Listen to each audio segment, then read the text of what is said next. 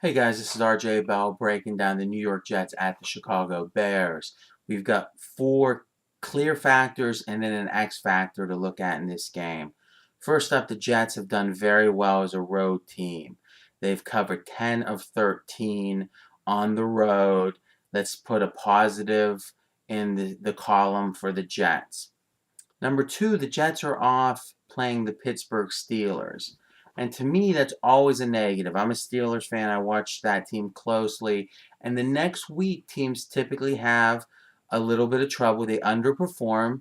And the reason is how physical that Pittsburgh game typically is hurts the team the next week. So let's put that as a positive for the Bears in this game, the fact that Jets just played the Steelers. Third up, you have a pretty eye-popping stat. Jay Cutler, and this goes back before even Chicago days, is 4 of 18 against the spread as a home favorite when he quarterbacks. Now that's, think about it, 9 and 9 is 50%. 4 of 18 is a big, extreme number that's to the negative. Now, that would seem to be a really big plus in the Jets category. I'm not so sure, though, and here's why. Let's think about remember, with trends, you always want to think about what's the reasoning behind the trends.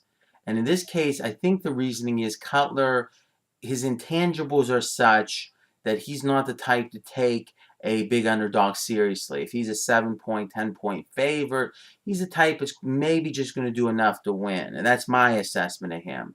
So in this, if that's one of the reasons a player would be bad in a home favorite role. This game being less than a field goal makes me think that's not applicable. It's hard to imagine that Cutler or Chicago would overlook the Jets here. So on paper, that's a big positive for the Jets. I think in actuality, it might not be quite that big, but I'll let you decide that. The fourth factor is, and this is a nuanced factor that I hope some of you appreciate, Revis is a great cornerback for the Jets. He's that classic shutdown corner. Here's the thing, the Bears really don't have a clear number one receiver. So whoever they put Revis on, if he shuts him down, yeah, that's a nice thing for the Jets, but it's not quite the factor it would be if Revis shut down a really amazing, when Randy Moss or Andre Johnson from Houston is the guys that are dominant first receivers. When Revis shuts them down, he really is doing something. In this case, he's taken away 1 of 3 or 1 of 4, and they're all kind of equal. So I think that in a way, the strength of the Jets here is being mitigated by the fact that the Bears don't have a great first receiver for him to shut down. So let's look at that as a positive for the Bears, not having a great receiver, which is kind of strange to say. So right now, I'd say that's 2-2, making it a pretty even game. But there's this fifth factor that I think we can't ignore, which is the distraction that Coach Ryan likely feels and the team feels with his foot fetish videos and all this reporting that's going on. Yeah, they're going to say that doesn't matter. It's not a big distraction.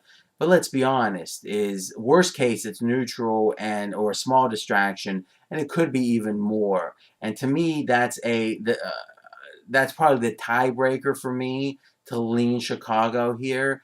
And in addition to that, which makes me like it a decent amount, even more than a lean, is I look at there being value. I think the case could be made Chicago and New York are even teams.